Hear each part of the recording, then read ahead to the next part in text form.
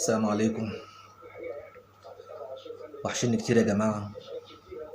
أنا بقالي كتير ما نزلتش فيديو. إيه، احنا بنتكلم النهاردة عن حاجات كتير قوي. الفنان المطرب الجميل الله يرحمه علاء عبد الخالق. احنا افتقدنا يا جماعة مطرب بصراحة، يعني عمود من أعمدة جيل الوسط. الله يرحمك يا علاء. بصراحة يعني المطرب دوت عمل أعمال جامدة جدا وأغاني لطيفة وخفيفة أنا مش عارف ليه مثلا لما حد مثلا يتوفاه الله بنفتكره بقى ويقول ده كانت أعماله جميلة وياه. ولما كان بيكون عايش مفيش حد بيفتكره بعمل بأغنية بذكريات ولا أي حاجة خالص. علاء عبد الخالق طبعا من جيل الوسط، 80 90 الألفية، وبدايته مع فرقة عمار الشريعي، فرقة الأصدقاء. دي كانت بدايته. يعني عمار الشريعي بصراحة هو اللي اكتشفه. هنفتكر ايه ولا ايه ولا ايه؟ هنفتكر مين تاني؟ شاب عراب والشاب نامق وامين سامي وعمر فتحي وشهاب حسني وحسن الاسمر. يعتبر ده كله جيل وسط يا جماعه، يعني دول من الاعمده. اعمده الترابيه لجيل الوسط. علاء عبد الخالق اتعامل مع ملحنين جمال جدا، شعراء، موزعين. طبعا النصيب الكبير كله اللي يرجع بردك الفضل للكاب وحميد الشاعري. حميد الشاعري حزنه على علاء عبد الخالق احزنني، يعني انا حزنت كتير جدا عشان حزن حميد الشاعري، رغم بردك حزني على علاء عبد الخالق. ربنا يرحمك يا علاء، انت في مكان جميل زي ما فنك واغانيك كانت جميله. اغانيه كلها خفيفه واحساس. كان بيفكرني بمطرب زمان قوي قوي قوي اسمه سعد عبد الوهاب. كان خفيف قليل الحركه. اغانيه دخلت قلوبنا مش هنقدر ننساه. على عبد الخالق اغانيه مش هنقدر ننساها مهما عدت السنين، لان هو اصلا يا جماعه ده من اعمده جيل الوسط. يعني في ناس كانت في عز شبابها في الثمانينات كانت تسمع علي عبد الخالق. الناس دي دلوقتي عندها 60 سنة وفوق ال60 وفي 50 وفوق ال50. يعني في بتاع تلاتة، في 40 مليون عارفين علي عبد الخالق. 40 مليون عارفين حضروه، حضروا شبابه وحضروا تألقه وحضروا ذروته في النجومية. إيه، ده كمان كان في ألبوم سنة 93 اسمه مكتوب.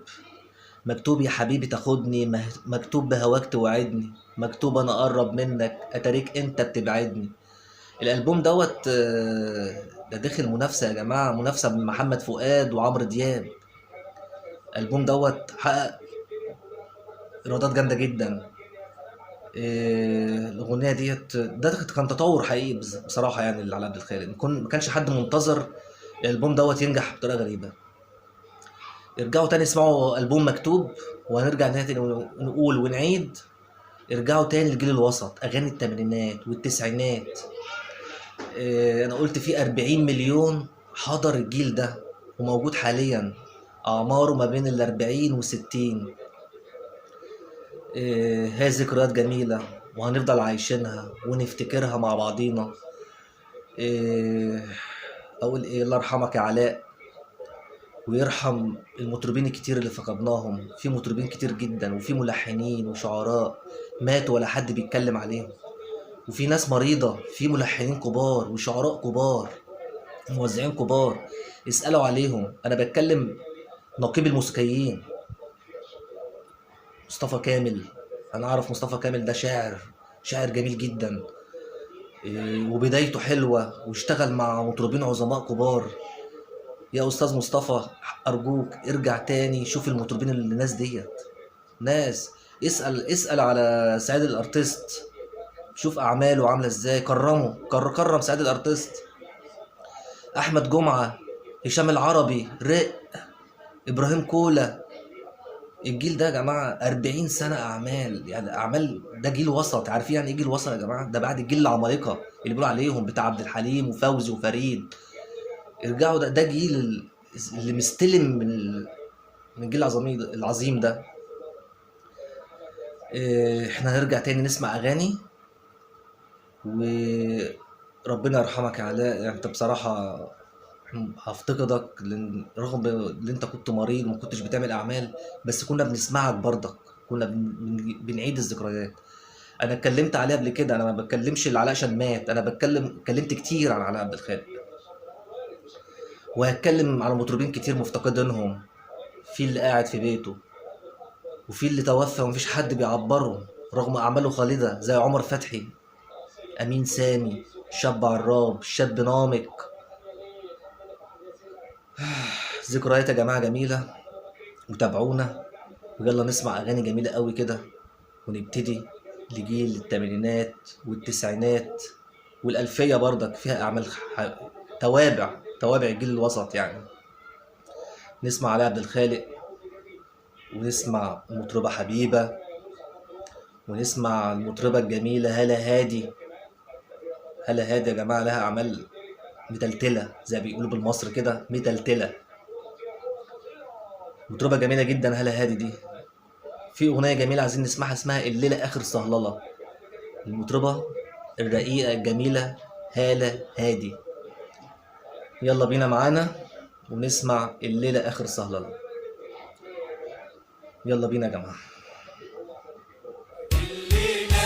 الليله اخر صهلله، القلب بالحب اتملى.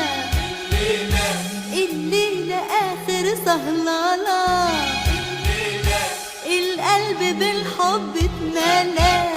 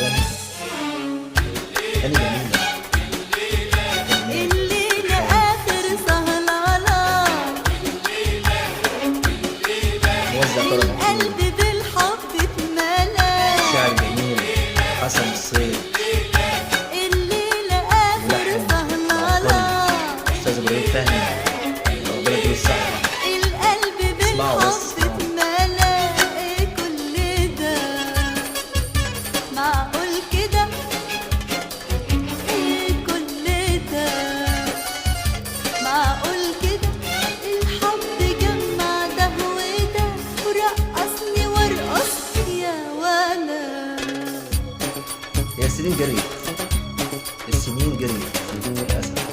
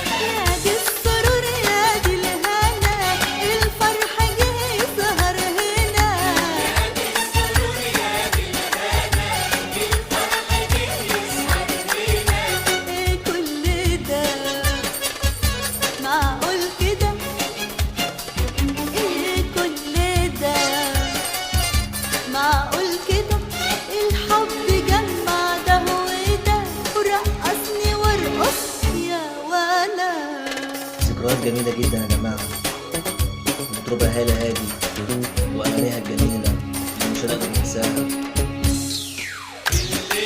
هو جيل التمانينات والتسعينات مش هيتعوض مهما طالت السنين. أنا بقول لكم يا جماعة في